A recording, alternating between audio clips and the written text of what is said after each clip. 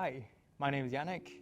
I study PPE, Politics, Philosophy, and Economics at UNSW, and I'm half Japanese, but I grew up in the Netherlands, and my Japanese name is Sho, which means to fly. People on campus, they usually mistake me for Filipino or Indonesian or Thai, probably because of my dark complexion, and they're usually really surprised to find out that I actually grew up in the Netherlands and that I speak Dutch and Japanese. But it always ends up being a really good conversation starter, you know, like, oh, where you come from, or how many language do you speak? That one I get asked the most. Usually it's really easy to find people who are similar to me, because there are a lot of, there's a huge Asian community at UNSW, but sometimes it's difficult to connect with them because whenever I'm with an Asian person, sometimes I feel like more European, and when I do find like a European group, sometimes I feel more Asian. So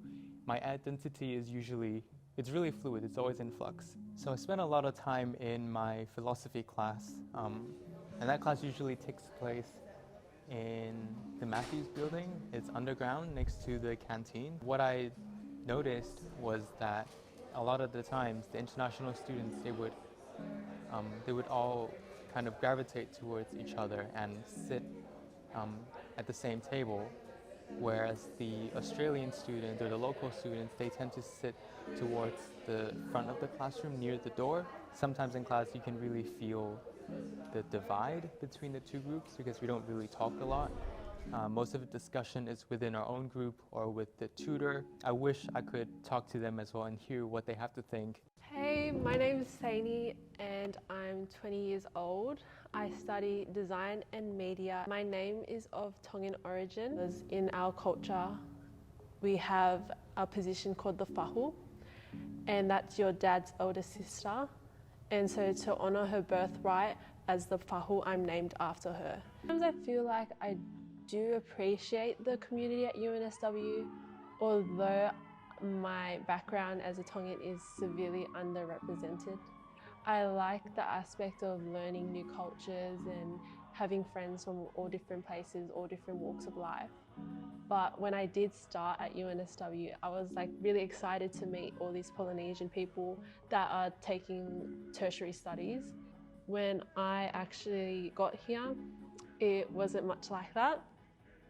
I felt like I was pretty much the only Tongan in every class that I took.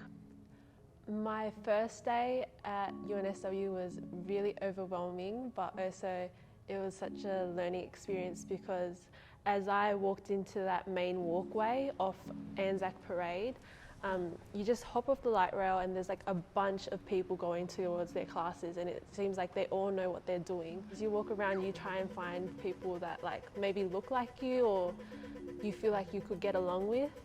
For me, that was kind of hard, was that I met no one of Tongan descent.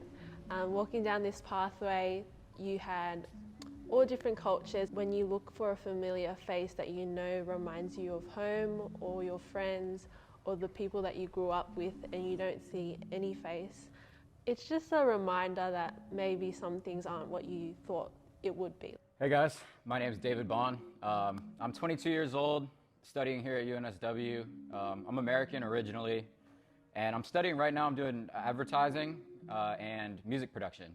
I grew up in Washington, D.C., moved to Australia about 2 years ago. Been living in Sydney the whole time, and it's been great. It's funny being an American here, meeting people from all over and just kind of seeing the preconceived notions that people have towards Americans. Like, for example, whenever I meet somebody here, I always get asked if I have a gun, which, you know, isn't the best feeling in the world. That's what our country is, I guess, known for here, which I don't love personally.